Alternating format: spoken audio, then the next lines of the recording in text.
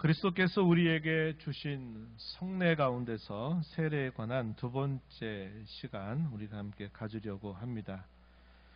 성례는 거룩한 예식을 줄임말이다 그랬고, 이 성례는 구약시대에 많은 성례가 될 만한 것들이 있지만 신약시대에 오게 되면 그 모든 구약의 많은 성례가 되는 것들은 이제 다 완결이 돼서 폐지가 되었고 오직 두 가지만 남았다 그랬습니다. 하나는 그리스도께서 승천하시면서 제자와 그의 교회에 분부하신 것처럼 아버지와 아들과 성령의 이름으로 세례를 베풀어라 하시는 그 명령, 십자가를 지시기 전날 밤 제자들과 마지막 식사를 나누시는 자리에서 떡과 포도주를 가지고서 이 떡은 내가 너희를 위해서 주는 내 몸이고 이 포도주는 내가 너희를 위해서 흘리는 곧 나의 피 곧 언약의 피다, 이렇게 말씀하시면서 내가 다시 올 때까지 기념하도록 해라. 그래서 예수님이 직접 제정해 주신 이 두 가지만을 우리는 성례로 받는다, 이렇게 계속 우리가 살펴보고 있습니다. 성례는 복음의 약속을 눈으로 보여주는 표와 인이다. 꼭 기억하십시오. 성례가 무엇입니까? 가장 짧아가면서 가장 좋은 대답은 이겁니다. 복음의 약속, 우리의 죄를 용서하시고 우리에게 영생을 주신다 하신 이 약속을 눈에 보이는 표시, 표로 그리고 인으로 우리에게 주신 것, 이걸 성례라고 한다 하는 겁니다. 표라고 하는 것은 말 그대로 표시를 뜻하는 것이고, 인이다라는 말은 보증한다, 확정한다 하는 것에 대하여 도장을 찍는 것을 인이다, 이렇게 표현을 했습니다. 우리가 지난 시간 살폈던 첫 번째 세례에 관한 시간에서는 이 세례를 통하여 우리의 죄가 용서받고 영생을 얻으려고 하면 세례 자체가 그러한 효력을 우리에게 저절로 가져다 주는 것이 아니라 그리스도의 보혈과 성령의 일하심이 반드시 있어야만 된다 하는 것을 우리가 배웠습니다. 이에 반하여 우리와 다른 이해를 주장하는 사람들 가운데 대표적인 부류가 로마 가톨릭, 오늘날의 천주교는 다른 주장을 한다 그랬어요. 이 세례를 받게 되면 적어도 지옥에 갈 수는 없다, 이런 식의 주장을 계속 하고 있는 겁니다. 그래서 세례 자체도 그러한 자체가 능력을 가져다 주는 것처럼 여전히 소개하고 있다 하는 면에서 차이를 보이는 겁니다. 그러나 우리가 살펴본 것처럼 세례는 두 가지 요소가 있다 그랬죠. 표가 있고 인이 있다 그랬어요. 표는 물입니다. 물로 주는 거죠. 그 표는 물인데 그 표가 상징해 주는 게 있다 그랬죠. 그게 뭐냐면 깨끗하게 한다, 정화한다, 이런 의미가 있는 것이고, 인이라고 하는 건 뭡니까?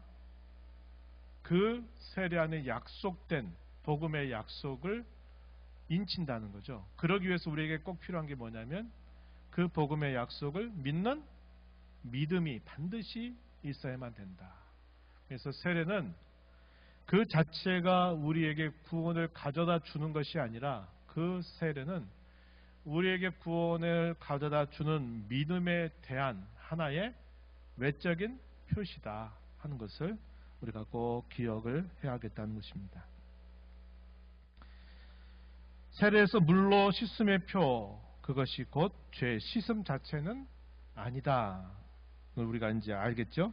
세례의 표가 곧 인이 되는 건 아니에요. 표는 물이죠. 물이 곧 그것만 세례만 받으면 나 구원받는다, 이건 인이 된다 이 말이죠. 근데 표가 곧 인이 되는 것은 아니고, 이 표가 인이 되려고 하면 반드시 우리 편에 요구되는 게 뭐냐면 믿음 혹은 신앙이 있어야만 된다는 거고, 더 궁극적으로는 그리스도께서 그리고 성령께서 우리 안에 우리의 모든 죄를 실제적으로 깨끗하게 해 주셔야만 된다 하는 분명한 조건이 있다고 하는 것입니다.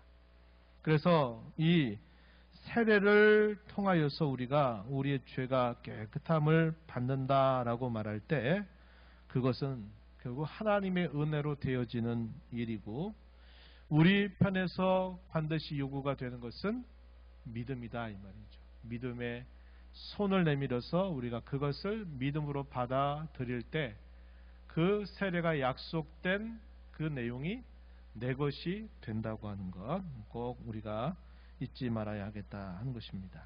그래서 이런 면에서 우리가 말하고 있는 이 세례와 다른 교파, 곧 천주교나 이런 데서 말하는 세례와 근본적인 차이가 있다 하는 것을 우리가 알 수 있는 것입니다. 요한일서 1장 7절 말씀 하반절에 보면은 이런 말씀이 주어집니다. 그 아들 예수의 피가 우리를 모든 죄에서 깨끗하게 하실 것이다. 우리의 죄를 깨끗하게 하는 것은 오직 예수 그리스도의 보혈 혹은 그의 피다라는 사실을 분명하게 말해주죠. 또 고린도전서 6장 11절 말씀을 한번 보시면 이렇게 말합니다. 우리 함께 천천히 읽어볼까요? 읽어봅니다. 너희 중에 이와 같은 자들이 있더니 주 예수 그리스도의 이름과 우리 하나님의 성령 안에서 씻음과 거룩함과 의롭다 하심을 받았느니라.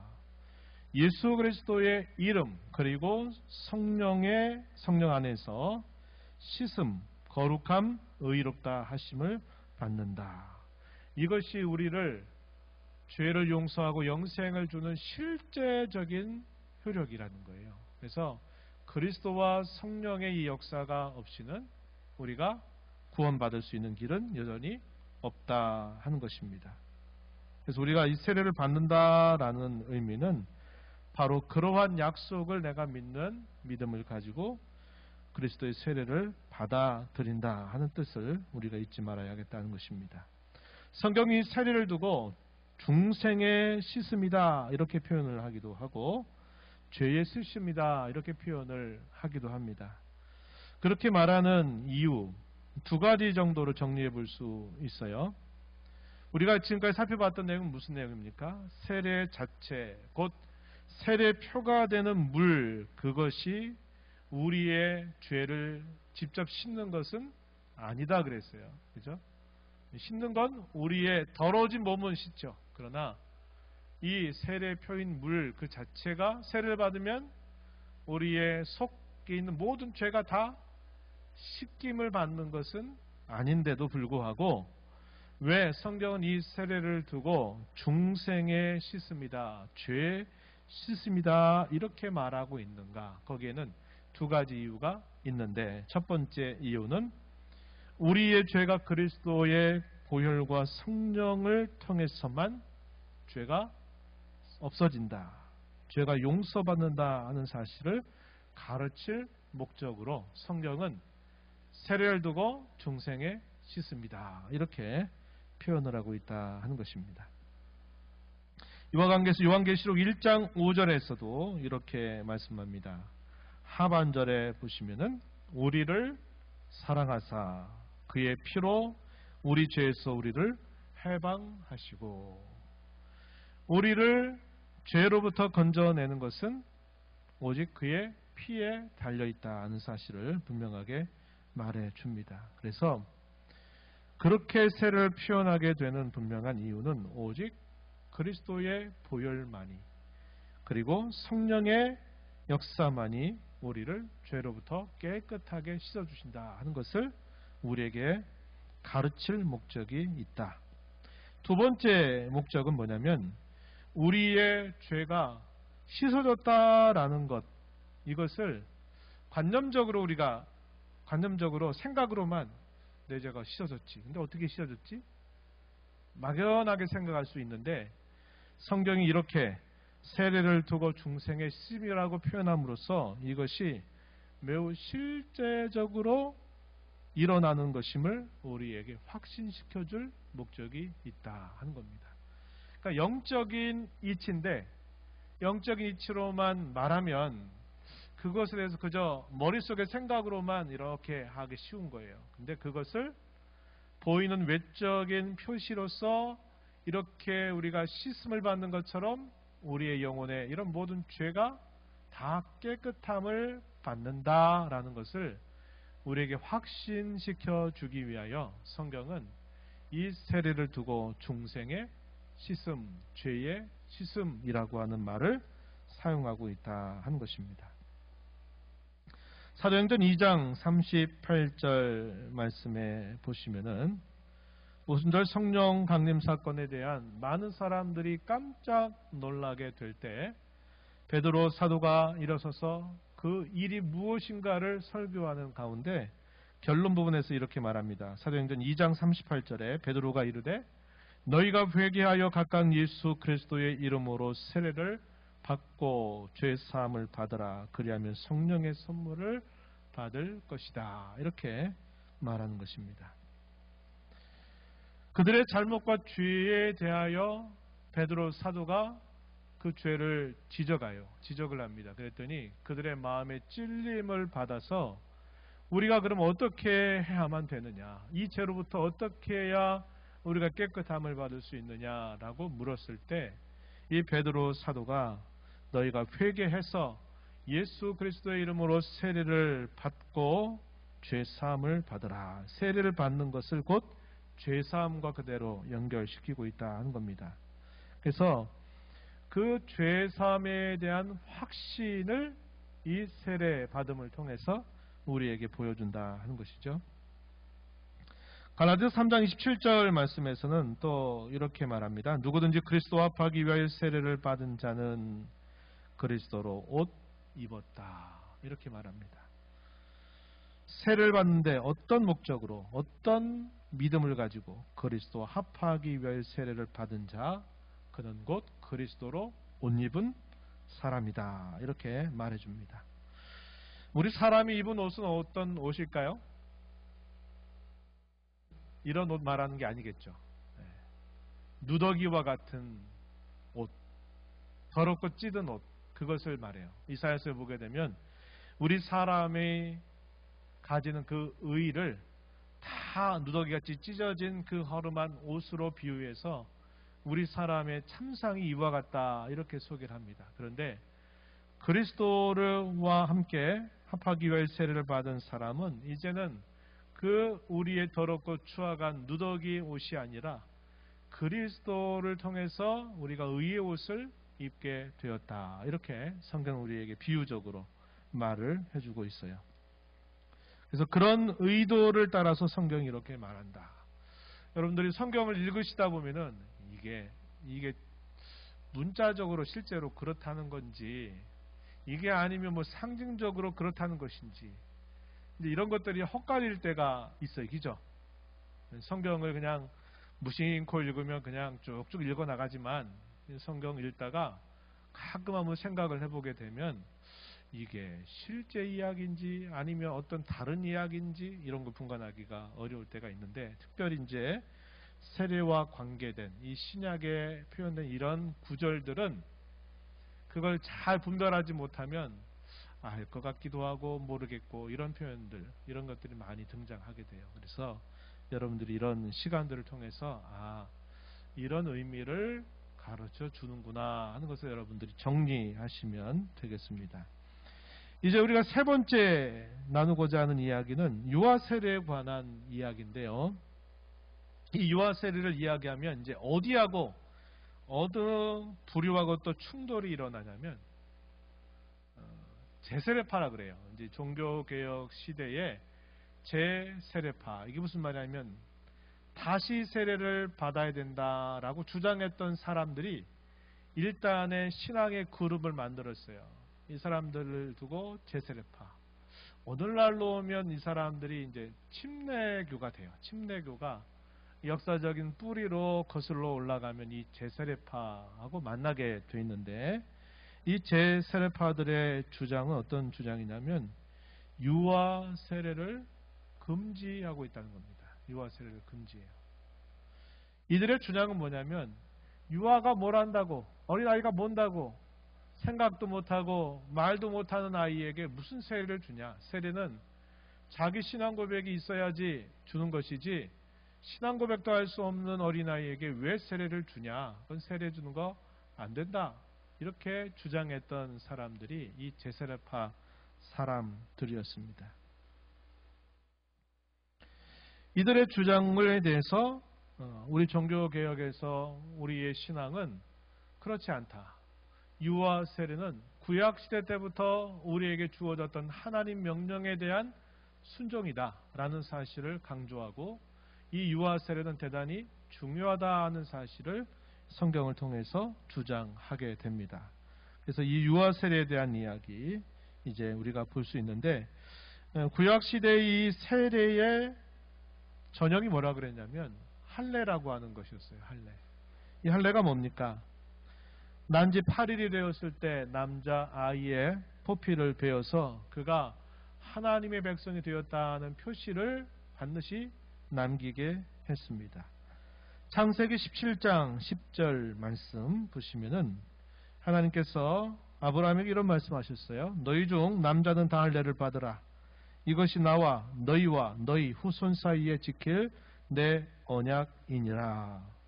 14절 조금 뒤로 가서 보면 17장 14절에서는 할례를 받지 아니한 남자 곧 그 포피를 베지 아니한 자는 백성 중에서 끊어지리니 그가 내 언약을 배반하였음이니라. 할례를 반드시 받으라고 하나님이 구약의 백성들에게 명령을 내리셨어요. 이 할례가 신약 시대로 오게 되면 세례로 바뀌게 됐다. 우리가 살펴본 것인데요. 골로새서 2장 11절 12절 말씀을 우리 함께 한 목소리로 읽어봅니다. 골로새서 2장 11절과 12절 함께 읽어봐요. 시작. 또 그 안에서 너희가 손으로 하지 아니한 할례를 받았으니 곧 육의 몸을 벗는 것이요 그리스도의 할례니라. 너희가 세례로 그리스도와 함께 장사되고 또 죽은 자들 가운데서 그를 일으키신 하나님의 역사를 믿음으로 말미암아 그 안에서 함께 일으키심을 받았느니라. 여기 말씀에 보면은 뭐라고 말합니까? 너희는 손으로 하지 아니한 할례를 받았다. 이 골로새 교회는 유대인들 중심의 교회가 아니에요. 유대인들 물론 없는 건 아니지만 이방인들 중심으로 세워진 그런 교회란 말이에요. 그럼 이방인들에게는 구약의 할례라는 것이 그들에게는 생소합니다. 사도가 복음을 전하고 했을 때에도 이 할례를 반드시 받게 하지 않았어요. 사도는 그들에게 뭐라고 말하냐면 너희는 손으로 행한 할례를 받은 것이 아니다. 너희는 그리스도의 할례를 받은 사람들이다. 그리고 그 다음 그리스도의 할례를 뭐라고 표현하냐면 너희가 세례로 그리스도와 함께 장사되고 함께 그로 일으키신 하나님의 역사를 믿음으로 말미암아 그 안에 함께 일으키심을 받았다. 그리스도의 할례 곧 세례를 통해서 그리스도와 함께 장사되었고 그리스도와 함께 다시 되살아났다. 이렇게 말해주고 있는 겁니다. 그래서 구약의 이 할례가 신약의 세례로 대체되었다 하는 것을 우리가 알게 되고, 그러면 유아들의 경우 세례를 주게 되는 그 근거가 무엇인가 하는 말씀, 우리가 조금 전에 읽었던 그 창세기 17장 부분에서도 우리가 하나 소개받을 수 있는데, 창세기 17장 7절 말씀을 보시면은 내가 내 언약을 나와 너도 누굴까요? 너가 누굴까요? 아브람. 네, 아브람이 하신 말씀이에요. 나와 하나님 자신과 너 아브람 및 내 대대 후손 사이에 세워서. 대대 후손 누굽니까? 가까이는 이삭, 조금 멀리 가면 야곱. 그래서 이 할례를 어릴 때 받게 하고 이 할례가 계속적으로 수행되도록 영원한 언약으로 삼으라고 말씀을 하셔요. 그래서 너와 내 후손의 하나님이 되리라 이렇게 말합니다. 그 말은 아브라함 그리고 아브라함이 낳게 되는 어린 아이까지 다 포함이 되는 거죠. 그래서 이 할례도 성년이 돼가지고가 아니라 난 지 8일이 되면 그것을 시행하게 된 거예요.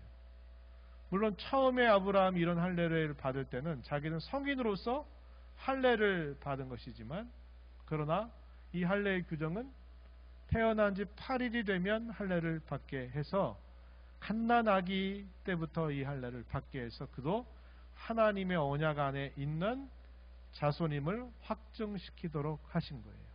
그래서 이스라엘에 행했던 이 할례는 지금 유아 세례 받는 것보다 더 어떻게 보면 더 빨리 받는 거죠. 난지 8일이 돼서 할례를 받게 한 것이니까. 그래서 유아 세례의 경우도 이와 같은 원리와 마찬가지다 하는 것을 우리가 보게 됩니다. 예수님께서 공생의 가운데 계실 때 아이들의 부모들이 자기 자녀들을 예수님께로 데려와서 예수님, 내 아이에게 복을 달라고 이렇게 예수님 앞에 데리고 오니까 이 제자들은 무슨 어린아이를 데려왔냐고, 지금 바쁜데 뭐하냐고 막 이런 식으로 거부를 했을 때 예수님께서 뭐라고 말씀하세요? 어린 아이들을 용납해라. 그 아이들이 내게 오는 것을 금하지 말아라. 천국은 이런 사람들의 것이다. 이렇게 말씀을 하셨어요. 오늘날에 와서는 우리가 이제 소위 여권도 신장이 되고 또 아이들에 대한 그 소중함이 이제는 보편적인 그 인류의 가치로 떠올랐지만, 사실 이렇게 되기까지는 참 많은 시간 동안 여성들은 되게 멸시를 받았죠. 어린아이들은 사람 수로 별로 치지를 않은 시대를 살아왔어요.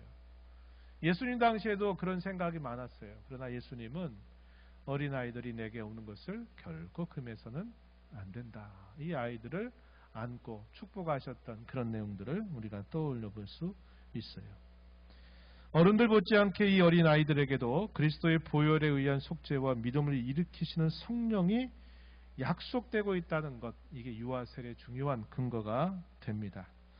역시 베드로 사도가 설교하는 그 설교의 결론에서 이렇게 말해요. 사도행전 2장 39절 말씀을 보면 이 약속은 보세요. 너희와 너희 자녀와 모든 먼데 사람 곧 우리 하나님이 얼마든지 부르시는 자들에게 하신 것이다. 이 약속이 간단하게 말하면 구원의 약속입니다. 이 구원의 약속이 너희와 너희 자녀 그리고 모든 먼데 사람들까지 다 얼마든지 하나님 부르시는 자들에게 하신 것이다. 그래서 하나님의 이 구원의 약속은 성인인 사람들에게만 아니라 그들의 자녀들까지 이러한 약속이 주어지고 있다 하는 겁니다. 그래서 우리가 오늘날 부모 가운데 한 편이 믿는 경우라 할지라도 그 자녀를 이런 약속의 말씀에 근거하여서 양편이 믿으면 더 좋지만 한쪽 편이라도 그리스도를 진실하게 믿는 부모의 자녀라면 그가 유아 세례를 받을 수 있도록 하는 겁니다. 하나님의 약속 안에 포함되어 있기 때문에 그런 거예요. 그래서 우리가 이렇게 기도해야 되겠죠? 우리의 부모로서는 내 자녀가 어린 시절에 세례를 받았어요. 그런데 지금은 신앙 바깥에서 지금 계속 신앙 바깥에 살고 있어요. 그럼 우리 어떻게 해야 될까요? 하나님의 약속을 붙들고 그 자녀가 주께로 돌아오기를, 그 자녀가 주님을 참되게 인격적으로 만나서 주님을 섬기게 해달라고 우리가 그 약속에 근거해서 계속 기도해야만 돼요. 이런 생각은 안 되겠죠? 어떤 생각? 아유, 그래도 내 자식이 옛날에 유아세례 받았으니까 언젠가는 돌아오겠지. 이렇게 생각하는 것은 아주 위험한 생각이에요. 위험한 생각이에요. 왜냐하면 아까도 얘기했지만 세례받음이 곧 구원은 아닌 것이에요. 세례받음이 구원이 되는 것은 거기에 그리스도와 성령의 역사가 있고 그것을 믿는 그 믿음이 반드시 동반될 때 세례받음이 곧 구원이 되지, 그것 없이 로마 캐톨릭에서 말하는 그냥 세례받으면 그 세례 자체가 효력을 주는 것처럼 생각하면 안 돼요. 근데 오늘날 우리의 믿는 많은 성도들은 스스로 안일을 그렇게 하는 거예요. 그래도 내 딸, 내 아들이 옛날에 유아세례 받았으니까 언젠가는 돌아오겠지, 이렇게 너무 막연한 생각에 있어서는 안 돼요. 그렇다고 에휴 뭐 저 자식은 아닌가 봐, 에이 틀렸나 봐, 이렇게 해서도 안 돼요. 어떻게 합니까? 계속 그 약속을 붙들고 기도해야 돼요. 언제까지? 돌아올 때까지. 돌아와서도 자식을 위한 부모의 기도는 결코 멈추어서는 안 됩니다. 신앙의 완성이라고 하는 게 우리가 이 땅에 사는 동안에는 없어요. 우리 자신도 마찬가지 아닙니까? 우리의 신앙이 이 땅에서 완성되지 못해요. 계속 좌충우돌하고 이리저리 부딪히고 쓰러지고 넘어지고 또 서고 하면서 다져져가는 것이 우리의 신앙의 일생이거든요. 우리의 자녀도 마찬가지입니다. 우리 자녀의 신앙도 이제 분명히 돌아온 증거가 있으니까 됐다 이러면 안 되고, 계속적으로 자녀를 위한 부모의 기도는 평생토록 계속 되어야만 된다 하는 거예요. 그래서 너무 느슨하게 생각해서도 안 되고, 또 반대로 에이 아닌갑이다 이렇게 생각하고 손을 놓아서도 안 되고, 우리는 하나님의 이 약속에 근거하여서 내 자녀와 손자 손녀들이 하나님을 진실하게 그리고 참되게 섬겨가는 그 일을 위해서 계속적으로 기도하는 일을 해야만 된다 하는 겁니다. 오늘 우리가 나눈 이 세례에 관한 두 번째 이야기에서 우리는 세례가 무엇인가를 다시 한번 살펴보았고, 그 세례가 우리에게 진정한 구원의 유익을 가져다 주기 위해서는 무엇보다도 그리스도와 성령의 일하심이 없이는 안 된다는 것을 우리는 다시 한번 확인했고, 우리는 그 성경의 약속을 믿음의 손을 내밀어서 그것을 믿고 바라볼 때 그 세례를 통하여 약속된 구원의 복이 우리에게 온다는 것을 우리가 다시 한번 확인했습니다. 그리고 세례 자체가 곧 구원이 되는 것은 아니다 하는 면에서 로마 가톨릭의 주장과 다르고, 어린아이는 알지도 못한 아이가 무슨 세례를 받냐, 나중에 커서 성인이 돼서 받아야지 라고 주장하면서 유아 세례를 부정하는 이 제세례파에 대해서도 역시 우리는 아니다, 우리는 성경의 약속을 따라서 유아 세례를 베풀고 일생토록 그 자녀를 위하여 기도해야 될 책임이 있다 하는 사실들을 오늘 우리가 이 시간을 통해서 정리했습니다.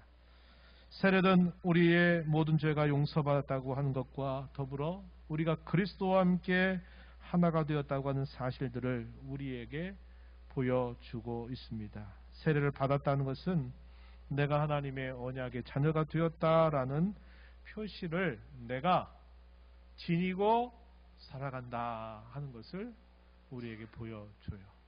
그래서 나는 세례를 받았다라는 것은 나는 하나님의 언약의 자녀로 나는 지금도 내일도 살아간다 하는 것을 늘 잊지 말아야 되겠고,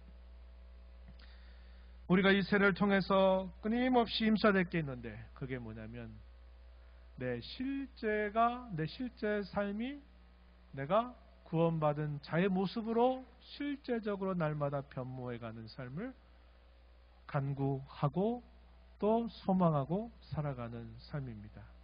그러기 위해서 우리에게 요구되는 것이 나는 죄에 대하여 죽은 사람이다, 나는 의에 대하여 산 사람이다 라는 이 사실을 기억하면서 죄와 끊임없이 싸우고 회개하고 또 하나님의 말씀에 대한 적극적인 순종을 통해서 내 삶이 하나님의 의의 수단으로, 의의 병기로, 의의 무기로 사용되는 그 일을 끊임없이 힘써 나가야만 된다는 겁니다. 이것이 우리가 거룩해져가는 삶의 비결이다 하는 것을 우리는 알게 되는 겁니다. 이 한 주간 또 흩어진 교회로 여러분의 삶의 자리에서 또 살아가게 될 텐데 기억하십시오. 나는 언약의 자녀로 서 있는 하나님의 자녀다. 이런 생각을 갖고 나는 죄와 더불어 더 이상 살아갈 수 없는 사람이고 나는 이 죄를 멀리해야 될 사람이고 내 삶은 그리스도의 의의 병기 하나님의 뜻을 이루는 도구로 나는 살아갈 사람이다. 이렇게 끊임없이 다짐하면서 이 한 주간 승리의 교회로 살아가는 복된 저와 여러분 되기를 축복합니다. 하나님 아버지 감사합니다. 오늘도 저희들을 불러주셔서 그리스도께서 제정해 주신 성례 가운데 세례에 대하여 다시 한번 정돈하고 또 우리의 이러한 주장에 대한 잘못된 것들이 무엇인가를 또 분별하고 다시 한번 저희들을 붙들어 주셔서 감사드립니다. 세례를 통하여 우리에게 이 구원의 약속을 주신 하나님의 이 복음의 약속을 저희가 굳게 믿고 그리스도와 더불어 연합된 자로 저희의 삶을 살아가게 하시되 죄에 대하여 죽고 의에 대하여 산 자로 날마다 힘써 살아가는 저희들의 삶이 되어서 저희들이 구원받은 자답게 거룩한 삶으로 하나님께 영광 돌리는 저희들 되도록 인도하여 주옵소서. 예수님 이름으로 기도하옵나이다. 아멘.